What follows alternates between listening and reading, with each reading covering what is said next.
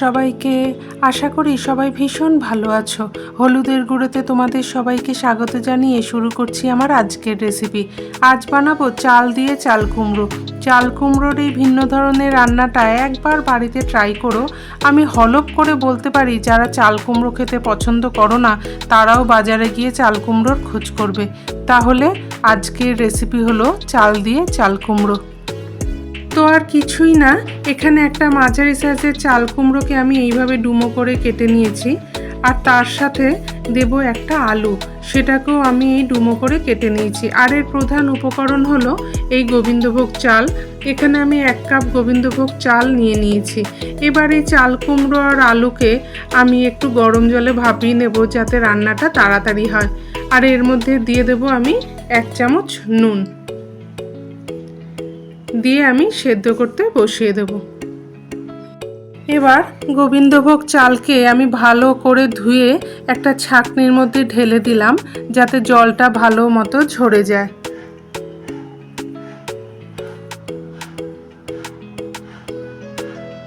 এদিকে চাল কুমড়ো আর আলু ভাপানো হয়ে গেছে। একটা ঝাঁঝরা থালার মধ্যে ঢেলে দেব, কারণ গরম জলে বেশিক্ষণ রাখলে ওভারকুক হয়ে যেতে পারে। চাল কুমড়ো আর আলু যখন গরম জলে ভাপাতে দেব খেয়াল রাখতে হবে যাতে বেশি সেদ্ধ না হয়ে যায়, কারণ বেশি সেদ্ধ হয়ে গেলে রান্নাটা কিন্তু ভালো লাগবে না খেতে। শুধুমাত্র জলটা ফুটে গেলেই গ্যাস অফ করে ঘড়ি দেখে একদম 1 মিনিট ঢাকা দিয়ে রাখলেই যথেষ্ট। গ্যাসে কড়াই বসিয়ে তাতে দিয়ে দিয়েছি সর্ষের তেল। এবার গোবিন্দভোগ চালকে এই তেলের মধ্যে একটু ভেজে নেব। বেশি কড়া করে ভাজবো না, হালকা করে ভাজলেই হবে। ভাজা হয়ে গেলে এবার একটা পাত্রের মধ্যে তুলে রেখে দেব। তারপর ওই কড়াইয়ে আরও একটু সর্ষের তেল দিয়ে ফোড়নে দিয়ে দেব 1/2 চামচ সাদা জিরে, একটা শুকনো লঙ্কা আর একটা তেজপাতা। দিয়ে চাল কুমড়ো আর আলুগুলোকে দিয়ে দেব, দিয়ে হাই ফ্লেমে 1 থেকে 2 মিনিট একটু ভাজা ভাজা করে নেব। ভাজা হয়ে গেলে এর মধ্যে দিয়ে দেব এক এক করে মশলাগুলো। প্রথমে দেব 1 চা চামচ নুন। নুনটা একটু বুঝে দিতে হবে কারণ আমরা সেদ্ধর সময় নুন দিয়েছিলাম।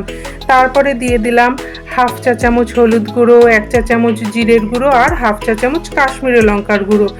দিয়ে তারপরে দেব ভাজা গোবিন্দভোগ চাল আর 3টে চেরা কাঁচা লঙ্কা। সব কিছু দিয়ে ঢাকা দিয়ে 5-7 মিনিট রান্না করে নেব।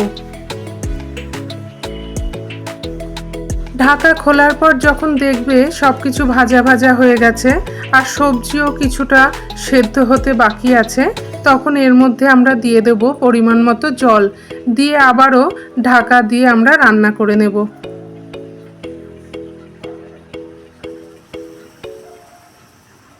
দেখো সব কিছু ভালো মতো সেদ্ধ হয়ে গেছে, চালও আমাদের সেদ্ধ হয়ে গেছে। এবার এর মধ্যে দিয়ে দেবো আমরা স্বাদ মতো চিনি। চিনি দিলে এই রান্নার স্বাদ অনেকটাই বেড়ে যাবে। চিনি দিয়ে ভালো মতো মিশিয়ে আবারও 1-2 মিনিট আমরা কুক করে নেব।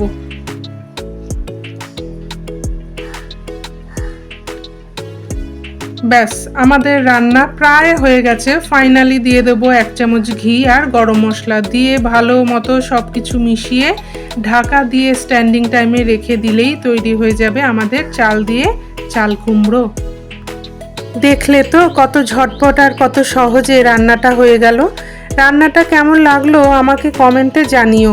তোমাদের জন্য আসতে চলেছে দুর্দান্ত সব রেসিপি। বিভিন্ন ধরনের রেসিপি পেতে হলে আমার চ্যানেলটিকে প্লিজ সাবস্ক্রাইব করে দিও।